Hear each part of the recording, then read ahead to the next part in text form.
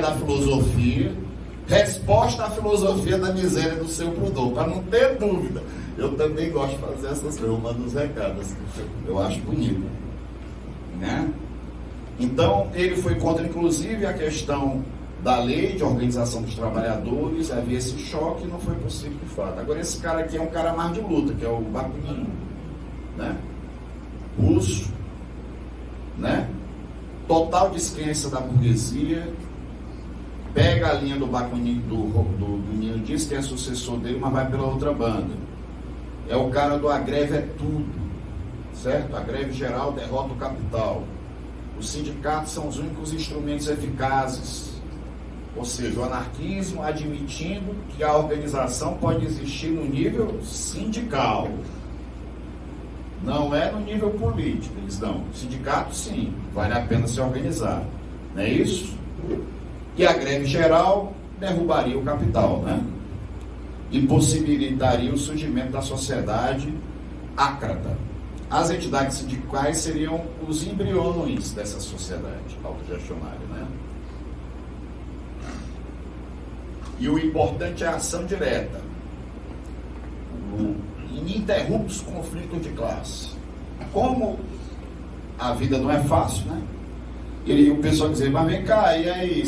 Não, mas é fundamental ter a minoria ativa, né? Por isso que eles são considerados vanguardistas, né? A crítica ao anarquismo é que você utiliza você não leva em conta o nível real da luta e da organização dos trabalhadores. Você pede muito mais do que é o nível objetivamente existente, possibilidade de luta, né? E, ao mesmo tempo, eles não analisavam a correlação de força e também negavam a ação política dos trabalhadores.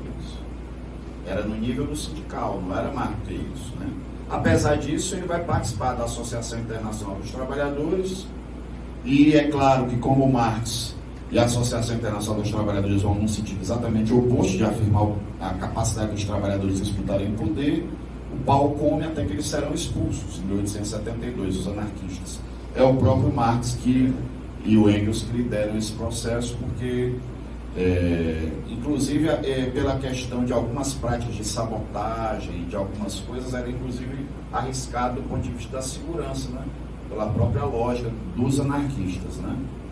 Mas aqui no Brasil, o anarquismo teve uma importância imensa, né? Porque, como nós tivemos a abolição da escravatura somente em 1888, já na década de 10, já na primeira década, na verdade, do século, eles começaram a trazer operários europeus que vinham da Itália, vinham da França, vinham desses países atrasados e vinham, inclusive, muitas vezes botados para fora, que a polícia ia matar. E aí o povo vem para cá. E esse povo é o povo que nos ajuda a formar o nosso movimento operário nascente, quando eles estavam sendo usados pela perspectiva do branqueamento, era para tornar a gente mais branco. E aí eles vieram para cá e aí, é claro, o cara estava tratando escravo, como é que ele ia tratar o operário, né? Só que ele achava um anarquista lá, aí não me mexe bateria, não era brincadeira não, entendeu? Aí o anarquismo realmente teve uma importância muito grande para o nosso país, e a gente pode destacar um período de grandes greves na década de 10, que eram greves multitudinárias, e a maior de todas foi a de 17, que só perdeu agora para a nossa greve contra a reforma trabalhista. Eu acho que a nossa agora foi, mas proporcionalmente a de 17 ainda é a maior greve da história do Brasil, digamos assim, mesmo sendo, que foi uma greve imensa. Agora, qual que era o problema? Eles não defendiam a organização política. Então, o movimento ele é assim, pessoal? E o movimento é assim? O movimento é como? O movimento, sei lá. O movimento é um boi bravo que você vai, às vezes o bicho dorme, às vezes o bicho pula. E para saber é uma arte, meu amigo, para saber qual é.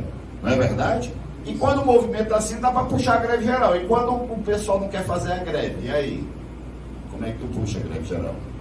Como é que tu garante o que é que tu ganhou na greve geral, se tu não tem deputado, se tu não tem governo? Então os caras fazem o acordo, é por demitir os trabalhadores, matam uns 4 ou 5 e tal, e pronto, amigo, um abraço. Aí uma vez aguenta, 2 vezes aguenta, 3 vezes aguenta, 4 vezes aguenta. Tem uma hora que o negócio vai ficando difícil, né? Porque bateu no teto da política. Não tinha condição de segurar a onda. E aí, esse conjunto de trabalhadores vai depois ver a revolução na Rússia e diz, olha aí, vale, eles tomaram o poder, olha, mataram o czar, olha, ganharam a Rússia, o maior país do mundo, olha, os trabalhadores, não é que o cara dizia e dava certo e deu. Aí o movimento anarquista, grande parte do Brasil, uma boa parte, virá fundar o Partido Comunista, porque vocês estão vendo que os trabalhadores estavam procurando a maneira de emplacar, né? Como é que a gente faz para poder, né? Aí uns uma migalhinha, outros uma banda, né? Mas a gente quer tudo. Aí o pessoal pegou tudo e disse, não, eu quero também saber como é. Os anarquistas viram e boa parte veio para o partido. Eu queria fazer um parênteses sobre uma ideologia também, sobre uma concepção que é uma concepção trotskista, né? O trotskismo, né? Que deriva do Trotsky, né? Isso aqui é uma citação do Amazonas, né?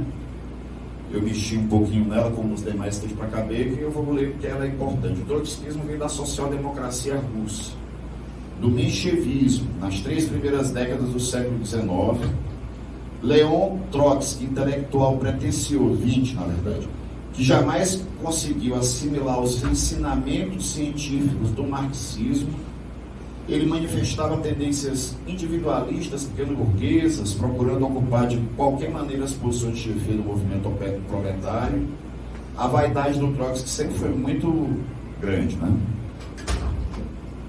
Com a fundação do bolchevismo, da linha do Lenin, que levou à vitória, ele entrou no final, mas ele combatia toda a vida. Só no finalzinho ele entra. Ele era do partido menchevique poucos meses antes da Revolução, entendeu?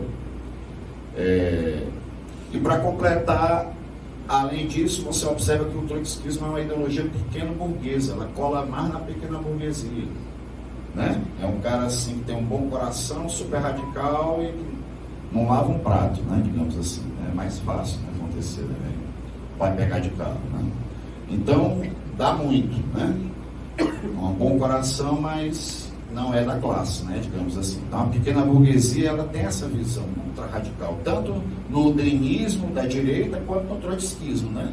Você pode ver, né? E ainda defende a tal da revolução permanente, que é uma boa maneira de ser burro, né? É uma boa maneira de ser burro, né? Porque como a vida é assim, vamos crescer e melhorar para sempre, não é assim que funciona a vida, não é verdade? Se a minha vida não funciona assim, tu acha que a revolução mundial é um negócio que... Não, eu fiz aqui, agora eu vou fazer em todo canto. Mas ele perguntou para o operário lá, não. Mas ele vem. A gente chega lá, ele vem. Não, mas não dá não, o pessoal já perdeu na Alemanha. Não, mas tem a Hungria. Não, perdeu na Hungria. Não, mas perdeu na Itália. Perdeu na Itália. Não, mas não sei o quê. Entendeu? Ou seja, a revolução permanente não tem sentido, porque não é uma coisa assim que faz um processo revolucionário. O Stalin dizia que se cada povo fará a sua revolução, não haverá revolução, né? E o Stalin foi quem mais fez a revolução fora da Rússia, né? No mundo, né? Não tem... Só perde pro Fidel e pro Che Guevara, que ajudaram a fazer também, né? Aí eu dou a minha contribuição em relação a isso, por isso eu mesmo assinei, né? O trotskismo é uma forma de demagogia. Nós encontramos com os trotskistas na campanha salarial. Nós observávamos que várias coisas que algumas pessoas diziam, a criatura não queria ser delegada sindical jamais, não vai para uma reunião. Tá entendendo? Ela está escondendo que ela votou no Bolsonaro, entendeu? Mas quando ela fala, chega a lágrima, cara, assim, meu Deus, é o Che Guevara, entendeu? É uma forma de demagogia, né? É uma forma de demagogia, né? Mas do ponto de vista da entrega diante do que eles propõem, do que eles fazem, é residual, né?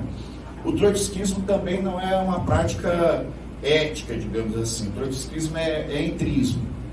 Os caras entram nas organizações para se disfarçar e justifica isso como uma prática política para mandar nas organizações. Trotskismo é extremamente simplificador. Trotskismo é aquela ideologia que diz que não tem sobretons, que não tem cor indiferente, que não tem diferença. É tudo igual. É uma frase assim, Entendeu? Então, serve para Chico, para Francisco, para o Brasil, para a China, para Cucamonga do Norte. Tá entendendo? É preto, é branco, é bom, é o mal. Tá certo? Só funciona assim, de maneira binária. Então, a política é uma coisa simples, né? Bem facinho, né? Não é assim que você resolve problema de física quântica usando uma máquina de calcular com 4 operações, não é assim que você faz? Então, né, uma solução simples para um problema complexo, geralmente é apenas a burrice de quem está propondo a solução, né? Mas aí a gente tem que aguentar as pessoas, né?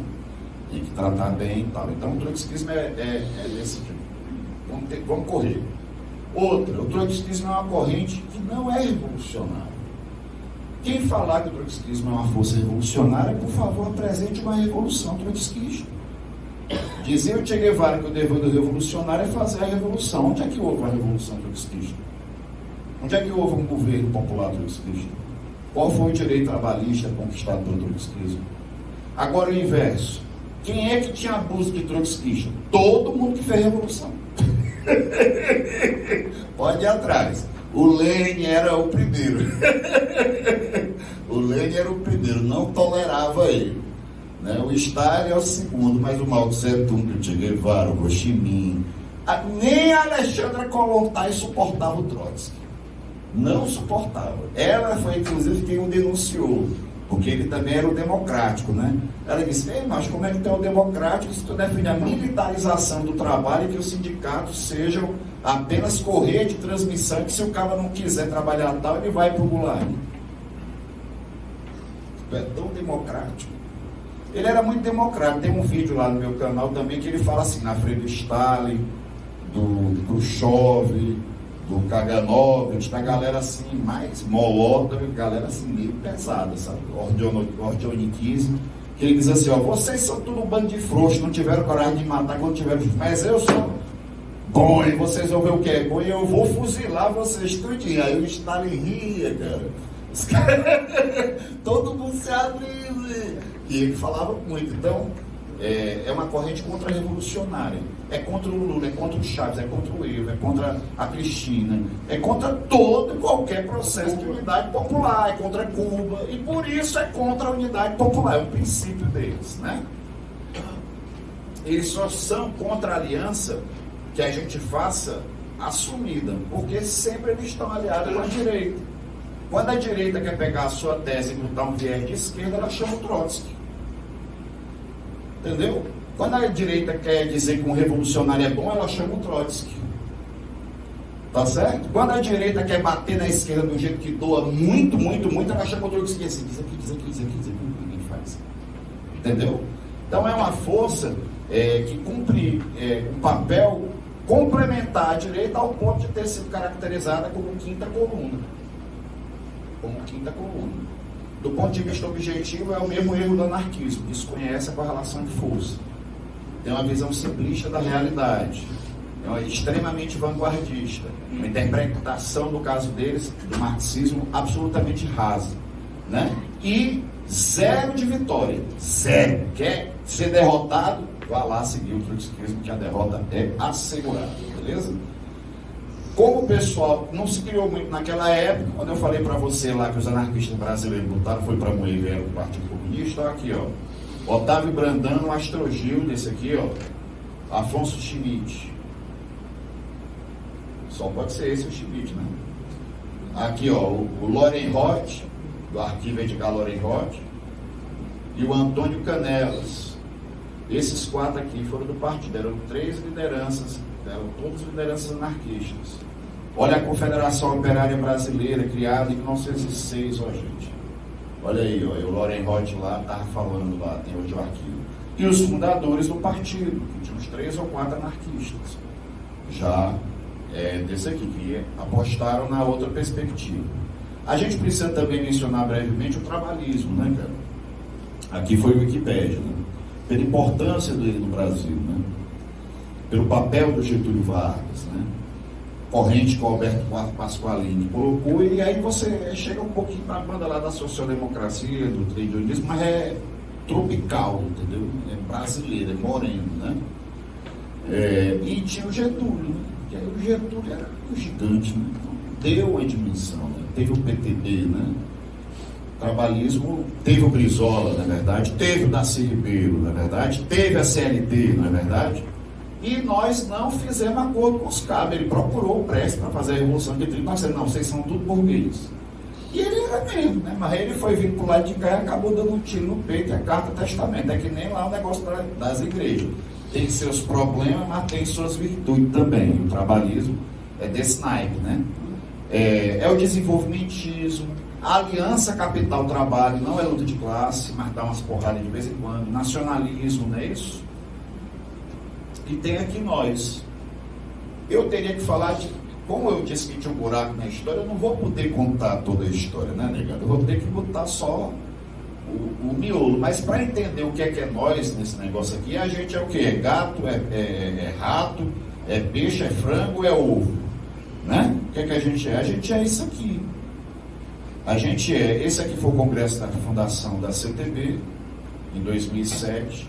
Nós temos uma grande força do sindicalismo rural, do sistema CONTAG, muitos dos quais não são ligados a partido nenhum, ou são ligados a outros partidos, inclusive ao PT, ao PSB, a outras forças. Nós temos a grande força dos marítimos e portuários, que também são uma força independente, sem conotação partidária clara, definida, e também várias coisas, e que são uma força grande. Nós temos a nossa corrente sindical classista, esse aqui é o Nivaldo Santana, essa aqui era uma companheira da APLB, e esse aqui era o Chu. O nome dela eu esqueci, não sei se era Ana Maria. CSC, corrente sindical classista. Aqui eram os comunistas com os amigos dos comunistas. Certo? E aqui o CSSD. Então, por que eu estou mostrando isso aqui? Porque a nossa concepção sindical, ela não é uma concepção sindical pura, comunista. Ela é uma concepção sindical fruto de uma aliança para constituir uma central sindical no contexto do governo Lula e da legalização das centrais sindicais. E a gente faz a nossa concepção sindical e a nossa política com esse viés. Então, a CTB é do PCdoB? Não. A CTB tem estatuto próprio, tem tudo é próprio da CTB, não tem nenhuma vinculação, entendeu? Agora os comunistas estão aonde? Na CTB, mas os socialistas também. Tem uma ruma de petista, tem uma ruma de pedetista revolucionário, tem uma ruma de independente, que está chegando mais. Qual é o problema? Nenhum problema, a gente se resolve. Aí nós vamos ver como é que a gente se resolve. Pelo sindicalismo classista. O que é a perspectiva classista, né? Defender a classe trabalhadora, lutar por melhores condições de salário, de vida, lutar para reduzir a jornada, sem reduzir salários, participar da luta política mais geral, pela transformação profunda da sociedade, formar politicamente a classe trabalhadora para que ela adquira consciência de classe avançada, seja uma classe em si, seja uma classe para si, não apenas uma classe em si. E a unidade internacional dos trabalhadores na luta anticapitalista. Ele não defende apenas os interesses imediatos de uma determinada categoria ou ramo, mas também os interesses históricos da classe trabalhadora. Não basta a luta econômica do sistema capitalista, mas deseja o fim do sistema capitalista e a sua substituição pelo socialismo. Esse texto diz mais ou menos a mesma coisa, foi vertido daí no texto do Peta, né? E a CTB tenta fazer isso a partir de um conjuntivo, de uma plataforma onde ela tenta expressar a concepção marxista, né? A defesa da unidade, né? Que é uma marca realmente conhecida da CTB, não é isso, pessoal? Todo mundo conhece a CTB como uma força unitária, não é isso? É um princípio do marxismo desde a fundação do próprio Marx, não é isso? A democracia, porque não dá para ter unidade sem democracia. Na verdade, é preciso ter democracia para assegurar a unidade, né? O internacionalismo proletário também está lá no DNA de 1848, né? A ética na política, olha o que é a influência da Lava Jato no movimento sindical. Isso aqui é 2007, ali 2005, tá, né? Não metemos a ética na política, mas não é só uma ética na política, né? Não gosto de ladrão, não. Nunca gostei, não, tá entendendo? Por mim, sempre é chibata. Mas também tem combate à discriminação, a luta da emancipação das mulheres e dos negros, a luta contra a homofobia, o racismo, a dominação de classe, né? A defesa do socialismo, compreender que o grande logro é o socialismo, a defesa dos direitos sociais, a transparência, o desenvolvimento sustentável e a educação, que decorre também de uma grande força interna. Então vocês veem que é um negócio que vai juntando ali e deu a nossa liga. A liga deu certo, porque a gente está vivo ainda, né? Teve uns que acabaram, né? E ainda chegou mais gente, que a CGTB eu não botei aqui, ó. Né? A CGTB veio também, que é o pessoal também da Federação Mundial, também que defensor da unicidade sindical, na verdade. E a gente não defende só a unidade, não, a gente também defende a unicidade sindical. Na verdade, a CTB, ela surgiu dizendo que ela não estava surgindo para dividir o movimento sindical, mas para lutar pela unidade do movimento sindical. E nesse sentido, nós podemos dizer que estamos terminando, que é a mais unitária, né? Eu queria falar sobre um tema que é a hegemonia, que a gente acaba discutindo de maneira errada, e eu acho importante algumas clarificações. O Marx, ele dizia assim: o Estado é o comitê de gestão dos negócios das classes dominantes. Nós temos que papocar o Estado. Certo? Essa que era a visão. Não tinha negócio de ocupar o Estado para ganhar o Estado. Tinha? Claro, essa visão. Ele defendia participação em eleição, mas a visão era que o Estado tinha que ser destruído. Não é isso? Também era a visão de que o Estado era o núcleo da ideologia invertida. Por isso também que ele tinha que ser destruído. Só que o Lenin, ele não pegou pela outra banda. Ele diz, não, mas também tem o nosso, se a gente chegar lá, tá entendendo? Se a gente for ocupar também. Então o Lenin, ele acaba com essa visão dele influenciando o Gramsci, que vai entrar nos meandros da discussão dessa concepção dos trabalhadores para a disputa da hegemonia. Então não é apenas força, mas é coesão social, influência política, influência cultural, né? A ideologia, nesse sentido, segundo o Gramsci, é uma concepção do mundo implicitamente manifesta na arte, ou seja, ela está por baixo, não dá nem para ver de riba, mas ela está lá segurando a estrutura, né? Na arte, no direito, na atividade econômica e em todas as manifestações da atividade coletiva. A ideologia é mais do que um sistema de ideias. Ela também está relacionada com a capacidade de inspirar atitudes concretas e proporcionar orientação para a ação. A ideologia está socialmente generalizada, pois não se pode agir sem regras de conduta, sem orientações. Portanto, a ideologia torna-se o terreno sobre o qual os homens se movimentam, adquirem consciência de sua ação, lutam, etc. Ou seja, o cara diz assim, ei, mas tu está sendo muito ideológico, e tu também.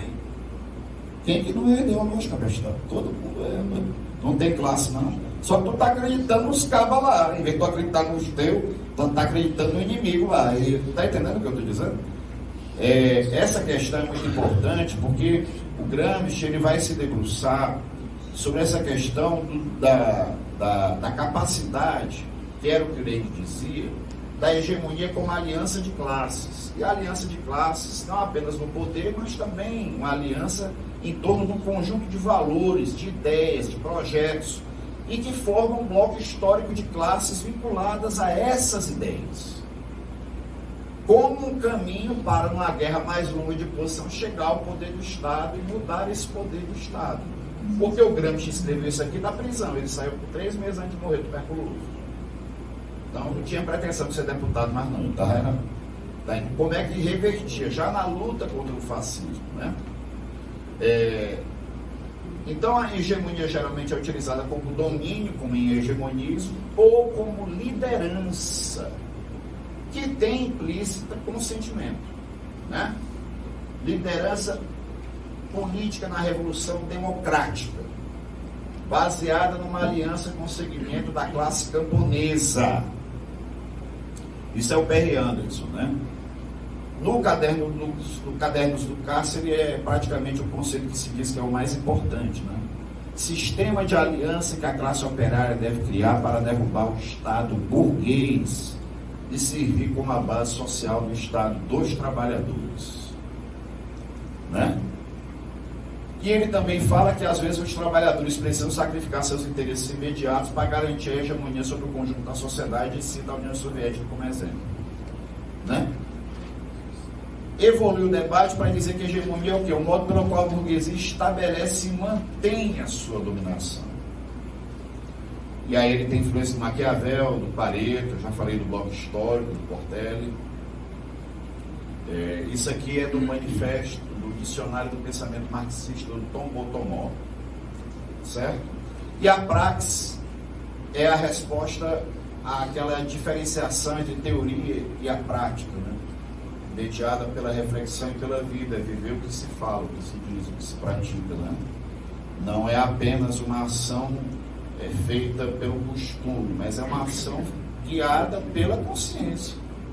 Então, o Gramsci pega, na verdade, era aquilo que o Lenin defendia, porque o que o Lenin defendia não era isso? Fazer as coisas de acordo com aquilo que a gente pensa, e não de acordo com o que o movimento vai levar, a gente sabe-se lá para onde. Se a gente quer chegar num tal canto, nós temos que saber qual é o tal canto e como é que faz. E aí o Gramsci retoma isso e utiliza aquela questão como a praxis, fazendo essa unificação. Já está no final.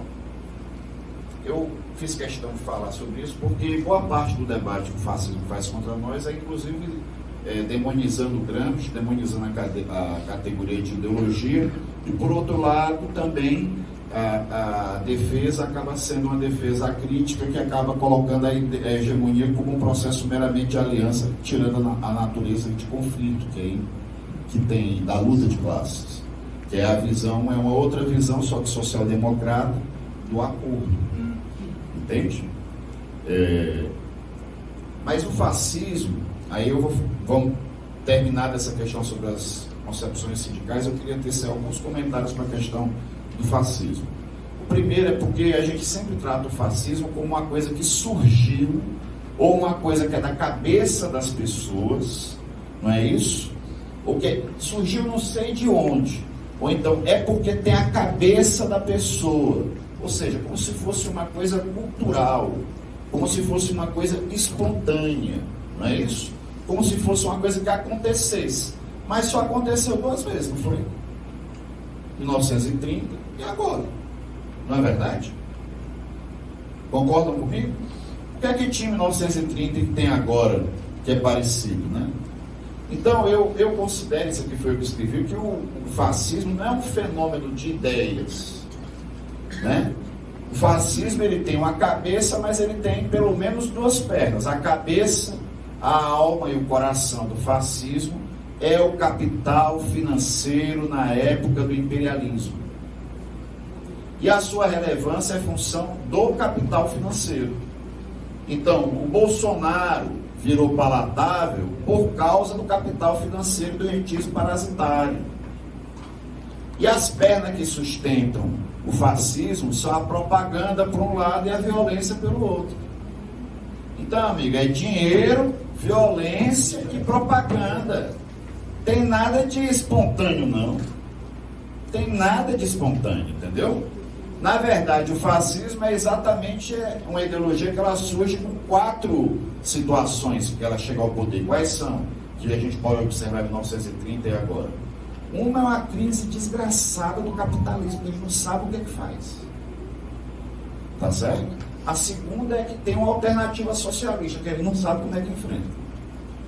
A terceira é um nível de concentração do capital financeiro absurdo. E a quarta é uma revolução tecnológica que pega o trabalhador e faça ele pegar uma arma e atirar na própria cabeça dele, no sindicato dele, no partido dele, e fique gritando, mito, mito, mito. E diga que quer que acabe a CLT, que eu gosto mesmo de trabalhar sem nenhum direito, entendeu? Então tem que ter essas 4 coisinhas, e essas 4 coisas rolaram, não foi não agora, nessa época da gente, não. Então eu acho que é por aí, mas aqui é a opinião do Paulo Vinícius, aí tome a lapada, tsunami trabalhista e a nova luta contra o fascismo. Ou seja, eu acho que nós estamos numa outra época. Nós estamos numa época de luta contra o fascismo. É outra época, patrão. Só dizer que nós estamos em defensiva estratégica não resolve o nosso problema. A Venezuela também estava em defensiva estratégica, gente. Certo? A Bolívia também estava em defensiva estratégica. Todo mundo está em defensiva estratégica, gente. Isso não justifica, não, entendeu? Porque a gente levou uma lapada violenta no final. Olha só, nós perdemos a CLT, teve a deforma, nós tivemos uma terceirização ilimitada, o trabalho por plataforma, a deforma da Previdência, golpe contra a presidenta Dilma, Temer aponte para o buraco, Bolsonaro, Covid, aí quando a gente estava quase morrendo, o Lula voltou. Ô, glória! Mas qual que é o balanço a ser feito, pessoal? Nós estávamos ganhando, né? Estava dando certo, né? Não deu certinho, né? Nós temos alguma coisa com isso aqui, não? Ou foi a gente que perdeu ou a gente ganhou? Isso aqui nessas coisas aqui. Então a gente estava quase lá e ganhou por um pelinho, tipo aqui em Fortaleza, né? Mas se o Gaba dormir depois de ter ganhado por um pelinho, tendência é ele, né, não colocar. Então nós temos que fazer um balanço devido para entender o que foi que houve de errado. Porque nunca houve essa quantidade de retrocesso num período tão curto. Em outras épocas semelhantes, como na luta contra o Fernando Henrique Cardoso no liberalismo, nós conseguimos dever. O que é que houve aqui? Qual que é o problema aqui? Então, fascismo no poder, essa aqui é a definição clássica. Esse cara aqui é o Dimitrov. Ele foi acusado do incêndio do Reichstag, era um operário búlgaro, foi preso e enfrentou o Himmler e o Goering no tribunal nazista e foi absolvido. Está terminando, pessoal. Aí ele pegou e depois saiu da Alemanha, foi para o Congresso da Internacional Comunista e foi daqui que surge a ideia da Frente Ampla. Por isso que eu botei, entendeu? Porque disseram o seguinte, ó, como é que a gente enfrenta esse diabo desse fascismo? Aí, veja o que é que ele disse lá em 1935 no Congresso da Internacional Comunista. O fascismo no poder, olha como é atual, é a ditadura terrorista dos elementos mais reacionários, mais chauvinistas. Chauvinista é o cara que fica andando com a camisa da seleção brasileira e batendo continência para os Estados Unidos. Isso é que é o chauvinista, tá? E mais imperialista do capital financeiro. O fascismo é o poder do próprio capital financeiro. É preciso salientar de modo especial que este caráter é verdadeiro do fascismo, porque a dissimulação da demagogia social deu ao fascismo, numa série de países, a possibilidade de arrastar consigo as massas da pequena burguesia, desajustadas pela crise, e até alguns setores das camadas mais atrasadas do proletariado, que jamais seguiriam o fascismo se tivessem compreendido o seu verdadeiro caráter de classe, a sua natureza, né? E aí, para enfrentar o fascismo, eu acredito que a gente tem uma necessidade também de melhorar a nossa capacidade de realização enquanto movimento, né? E são muitos os desvios cotidianos que fazem parte do movimento sindical e que tem a ver com as concepções e que a gente precisa combater para encontrar a saída. E eu tenho algumas coisas que a gente fala, por exemplo, o continuismo, né? Eleições indefinidas, né? Nas mesmas posições, sobretudo se reúnem maior poder. Pirâmide invertida, que é esse caso aí, né? A cabeça bem grandona, a direção bem grande, mas a capacidade de chamar a manifestação mínima, baixíssima capacidade de recrutamento. O oportunismo, que o Lenin defendia como você abrir mão dos direitos permanentes da classe, gerais da classe, por uma migalhazinha para um setor específico da classe. Olha só, abrir mão do grandão para manter só a tua categoria, né? O nepotismo, tem nepotismo no movimento sindical? Hã? O populismo, essa visão de que o problema, dizia o Kim Il-sung, o povo é o nosso céu. Tem sindicalista que diz, essa categoria, esse povo, não tem o menor sentido, né? Populismo é isolamento e a morte, né? Burocratismo também, a galera que acha que o sindicato é o escritório de advocacia, às vezes não é só por compreensão não, às vezes é outra coisa. Divisionismo, olha o trotskismo aí, galera que quer destruir a parada, né? Não sabe nem para onde é que vai, mas taca ali pau e depois não sabe para quem é que vai apelar. O aparelhismo, isso é universal. O aparelhismo é, o sindicato aqui é do meu partido, de mais ninguém. Aqui é tudo PT, aqui é só PCdoB, aqui é só PSTU, que ninguém ganha jamais. Aparelhou. Pode ser a Igreja Universal, pode ser a família de fulano, pode ser o cabo do grupo lá da maçonaria, tem todo tipo de aparelho, você pode escolher qual é o seu, mas o negócio é o seguinte, o sindicato é meu. Basicamente é essa a visão do negócio, né? A corrupção é um desvio? Gente, tem muita coisa que não é ideológica, é dinheiro, né? Você não está entendendo porque você não está entendendo, né? E o machismo é a homofobia, que a gente passa muita vergonha, as meninas não vêm, a gente fica sozinho, uma desgraça, né? Metade do céu a gente perde, e o tempo passando a gente ficando velho e ninguém ouvindo nós, né? Então machismo e homofobia lasca demais, porque é um problema também geracional. E eu diria que a gente tem alguns desafios para trabalhar com a nossa concepção sindical. O primeiro desafio que eu destacaria é o desafio geracional ou demográfico, porque houve um golpe durante um período em que a maioria da classe trabalhadora era jovem, e essa galera já não tinha nada e recebeu porra nenhuma. E aí estão aí 20 anos de década perdida e, se duvidar, vão acabar numa situação de benefício, porque não tem INSS, não tem FGTS, só tem os Bacurim e o Uber para trabalhar na plataforma. Quem não passou no concurso, nem eu, lascou-se. Quem estava na iniciativa privada da nossa geração, fudeu. E é o pessoal que a gente não está escutando a gente, né? Por algum motivo eles não estão ouvindo a gente, né? É isso que a gente enfrenta, né? O desafio da unidade popular e da unidade classista, que é diferente. A unidade das centrais sindicais envolve a unidade com força que não é classista. Tá entendendo? Que entrega a rapadura mesmo. E é um nível importante, porque a luta é democrática. Mas e a unidade dos classistas? Dos classistas tem? Então não tem nem a unidade popular, nem tem a unidade dos classistas. Nós se tratamos igualzinho. É tudo inimigo. Tem os inimigos mais amigos e os inimigos menos amigos, né? Mas é tudo inimigo. Basicamente é isso. A defesa da paz, será que é um desafio?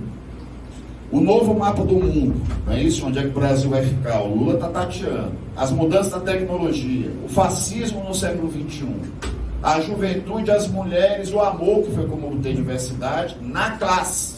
Porque o problema do identitarismo é a falta da classe, patrão. Entendeu? Identitarismo é o quê? Sem Brasil e sem classe. Aí fudeu, não dá certo. Tem que ter classe, tem que ter Brasil. Aí vira pro povo. Aí vira para quem precisa e para quem trabalha, quem precisa que trabalha, entendeu? E a defesa do Brasil, da democracia e da classe trabalhadora, que é o que nos une a todos nessa nossa preocupação, é por isso que nós estamos aqui. Então a gente espera que através assim, desse longo percurso, né, em que a classe trabalhadora foi tomando consciência de si própria, foi tomando consciência da mais-valia, foi tomando consciência de quem é que produz a riqueza na sociedade, foi tomando consciência da defesa da democracia, foi tomando consciência da possibilidade de assumir o poder do Estado, foi tomando o poder do Estado, mudando a humanidade. Isso foi um movimento dos trabalhadores e trabalhadoras ao longo aí de 200 anos, num processo de avanço, mas que as concepções elas convivem uma ao lado do outro em todo o canto. Tu vai encontrar o tradeonista no sindicato, vai encontrar o trotskista, o anarquista, o cabo da teologia da libertação, o comunista, o doido. Tu vai encontrar todo mundo. Só que são bisnetos das concepções originais e muitas vezes analfabetos, porque não foram ler. Por isso que a gente precisa entender de onde é que veio aquilo que a gente está defendendo, para a gente pelo menos saber se a gente consegue ao menos entender que tem esses problemas. Porque saber dos problemas também é parte da solução, dizia o Marx, que na pergunta está a metade da resposta. Então tem que saber perguntar direitinho para não responder besteira. Era isso, desculpe pela tortura, mas foi. Eu avisei que era pesado, eu vou depois ajeitar a apresentação. E para terminar de um modo assim que não seja triste, eu queria falar desse véizinho aqui, ó, paraense, filho de dona de casa, filho de dona de casa e padeiro, bem as orelhas grandes, baixinho, Esse cabo aqui foi o que fez a primeira central sindical nossa, né? O MUT, não era isso? MUT, né? Movimento Unitário dos Trabalhadores, não é isso? Foi o deputado federal mais votado do Rio de Janeiro, capital da República, na eleição de deputados de 46, em que o PCB teve a maior quantidade de deputados. E aí ele militou 60 e poucos anos e ele morreu antes do Lula tomar posse. Mas olha o que é que ele dizia para a gente não ficar agoniado demais. Tem que ser uma agonia que tem ação. No conjunto do mundo, particularmente nos países menos desenvolvidos, a bandeira da luta pela liberdade e pela independência nacional, abandonada pela burguesia capitulacionista, passará as mãos, olha só, a luta pela liberdade, pelo Brasil, passará as mãos das forças progressistas, que almejam transformações radicais da sociedade. Grandes países como a Índia e o Brasil apresentando formas inovadoras de passagem ao socialismo poderão alcançar expressivas vitórias. Assim será o século XXI. Em seus começos haverá sombras e luzes, mais sombras do que luzes. Depois o quadro se inverterá. A humanidade viverá tempos de grandes esperanças. Então vamos acender a candeia, negada, porque o negócio já ficou escuro o suficiente e gente é para brilhar, não é para morrer de fome. Viva a CTB!